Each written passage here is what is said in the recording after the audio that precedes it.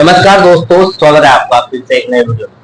दोस्तों, third PRC अभी pending है और लगातार यूनियनों का प्रयास चल रहा है कि किस तरीके से अफोर्डेबिलिटी क्लॉज में कुछ हद तक रिलैक्सेशन पाकर थर्ड पीआरसी को लागू कराया जाए।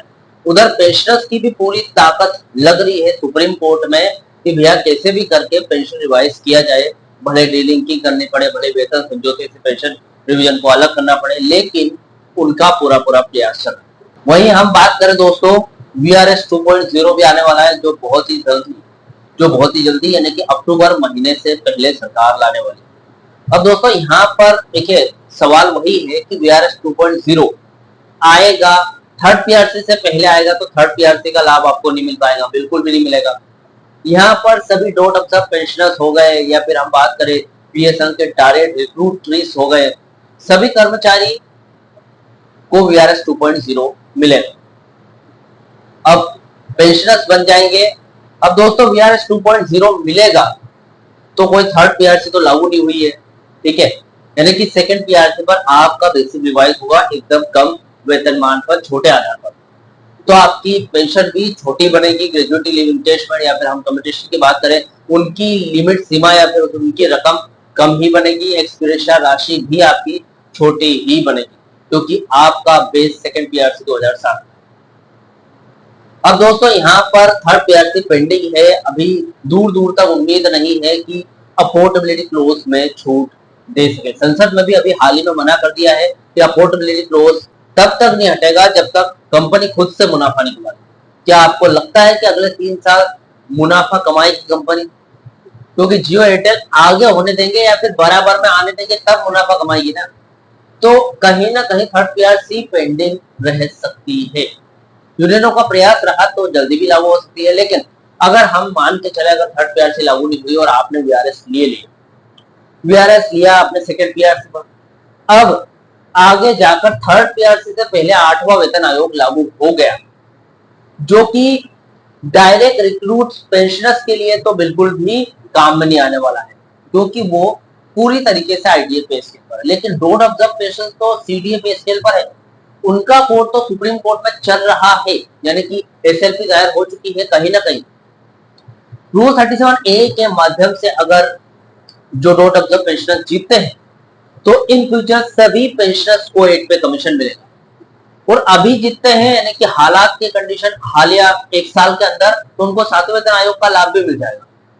लेकिन जो डॉट ऑब्जर्व पेंशनर्स VRS 2.0 लेकर, जो डॉट ऑब्जर्व कर्मचारी VRS 2.0 लेकर कंपनी से बाहर जाएंगे पेंशनर्स बनकर, जिनका जिम्मा भारत सरकार का सोलिडेरिटी फंड ऑफ इंडिया पर रहेगा और जिन्होंने पहले सेकंड पीआरसी पर यानी कि आज के टाइम पर सेकंड पीआरसी पर VRS 2.0 लिया है, तो इन फ्यूचर सुप्रीम कोर्ट से जीतने के बाद डॉट ऑब्जर्व पेंशनर्स को क्या 8 पे कमीशन का लाभ मिलेगा? क्या वो सीडीए पे स्केल पर जा पाएंगे केंद्रीय सिविल पेंशनर्स की तरह? चलिए आज इस वीडियो में पूरी जानकारी बताने वाला हूँ, पूरी जानकारी। सबसे पहले दोस्तों, चैनल पर नए हो, पहली बार आए हो, PSN जुड़ी सभी प्रकार की जानकारी रोज डेली अपडेट देखना चाहते हो तो मेरे चैनल को सब्सक्राइब जरूर कर लेना दोस्तों, साथ में बेल नोटिफिकेशन ऑन जरूर कर देना। मेरा नाम है सुरेश विश्वकर्मा। मेरे द्वारा दी गई जानकारी आपको सही लगे, सटीक लगे या फिर यूजफुल लगे तो इस जानकारी को ज्यादा से ज्यादा अपने कर्मचारी भाई या फिर मित्रों के पास शेयर जरूर करें। दोस्तों जाते जाते एक लाइक करके जरूर जाना वीडियो मेरी मेहनत के। चले दोस्तों बढ़ाते वीडियो को आगे। दोस्तों देखिए सवाल ये है, देखिए बीएसएनएल में डॉट ऑब्जर्व पेंशनर्स जो अवशोषित कर्मचारी हैं उनके लिए VRS 2.0 थर्ड पीआरसी और 8 पे कमीशन यानी कि 8वां वेतन आयोग और पेंशन रिवीजन का पूरा मामला पूरी तरीके से कानूनी और नियमों पर आधारित है।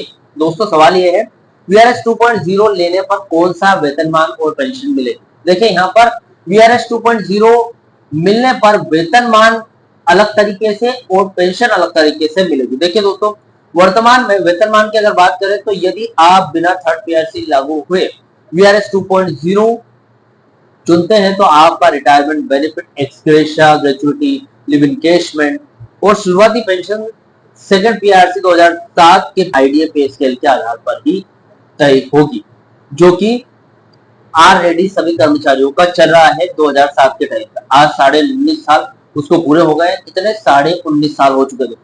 अब नोशनल पे का नियम यहाँ पर लागू हो सकता है अगर साल में, यानी कि 1 साल या फिर उसके बाद की अगर बात करें।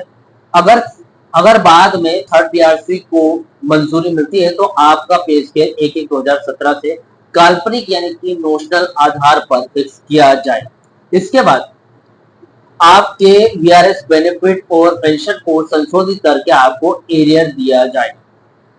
अब दोस्तों यहाँ पर सुप्रीम कोर्ट की बात करें, अगर सुप्रीम कोर्ट में पेंशनर्स केस जीत जाते हैं तो ऐसे में क्या, क्योंकि सभी डोट ऑब्जर्व पेंशनर्स की बात करें, सभी dot observe pensioners supreme court में एसएलपी दायर किए जा चुके हैं और वो चाहते हैं कि डीलिंग हो जाए, उनका वेतनमान और पेंशन रिवीजन आपस डीलिंकिंग हो गया तो सातवें वेतन आयोग के तहत केंद्रीय कैबिनेट यानी कि केंद्रीय सिविल पेंशनर्स का जो सातवें वेतन आयोग के तहत 2.57 रिक्रूटमेंट फैक्टर 2016 में उनको मिला था, यहाँ पर बिल्कुल उनका भी पेंशन रिवाइज हो जाएगा सातवें वेतन आयोग के तहत।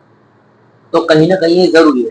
देखिए अगर सुप्रीम कोर्ट में केस जीत जाते हैं तो क्या होगा। देखिए हाईकोर्ट, अगर हाईकोर्ट की बात करें यहाँ पर, हाईकोर्ट और सुप्रीम कोर्ट की देखें तो दोस्तों दिल्ली हाईकोर्ट ने स्पष्ट कर दिया है कि डोट ऑब्जर्व पेंशनर्स को 7th सीपीसी यानी कि सातवें वेतन आयोग का लाभ नहीं मिलेगा। उनकी पेंशन बीएसएनएल के एक्टिव कर्मचारियों के थर्ड पे स्केल से जुड़ी हुई ही रहेगी। अब यहाँ पर किसने बोला, ये दिल्ली हाईकोर्ट ने हाल ही में यहाँ पर 1 जुलाई को ये फैसला देते हुए उन्होंने स्पष्ट मना कर दिया। अब यदि पेंशनर सुप्रीम कोर्ट जाते हैं, जो कि एसएलपी दायर करा चुके हैं और जीतते हैं तो क्या होगा। देखिए अगर सुप्रीम कोर्ट ये फैसला सुना देता है कि बीएसएनएल के डोट ऑब्जर्व पेंशनर्स को केंद्र सरकार के कर्मचारियों की तरह केंद्रीय पे कमीशन यानी कि पेंशन रिवीजन का हक है तो वीआरएस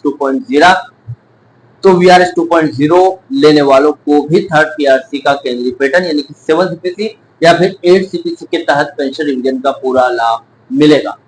अगर सुप्रीम कोर्ट कहे तो सुप्रीम कोर्ट का फैसला होना जरूरी है।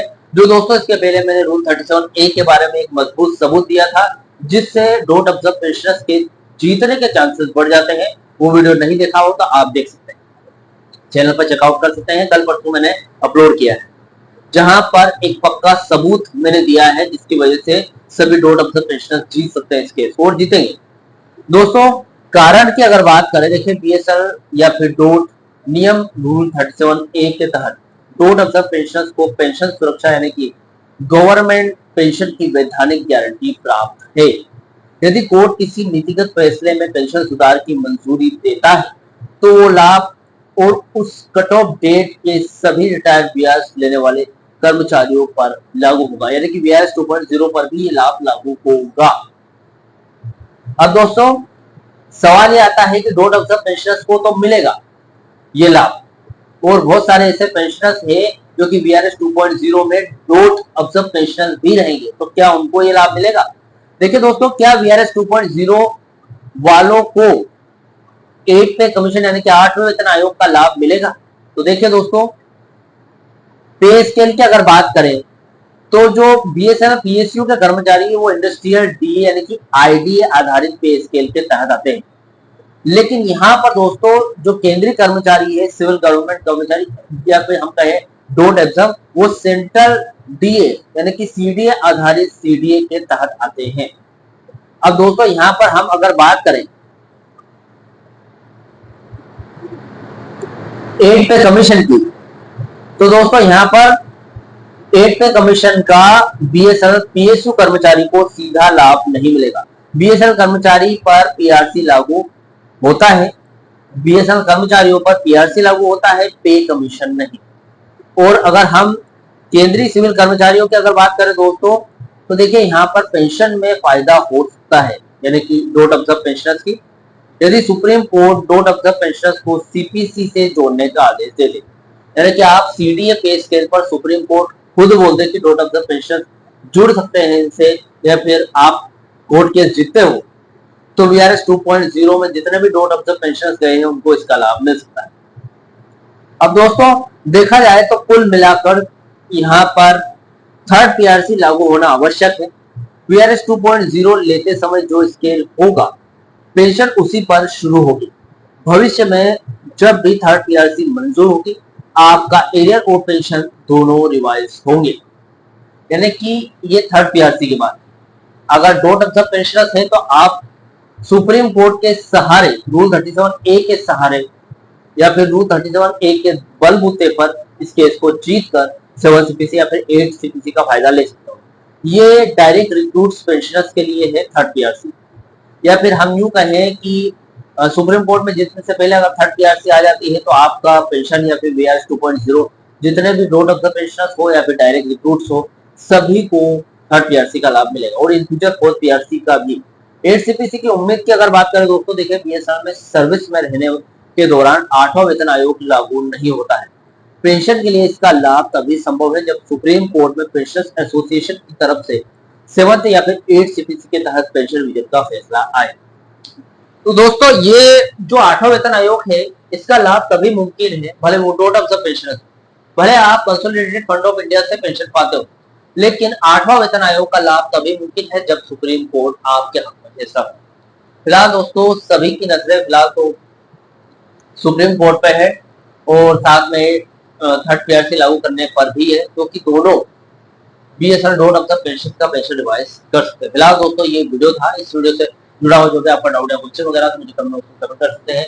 वीडियो अच्छा लगा तो वीडियो को लाइक जरूर करें। मिलते हैं दोस्तों नेक्स्ट वीडियो में। सी यू सून।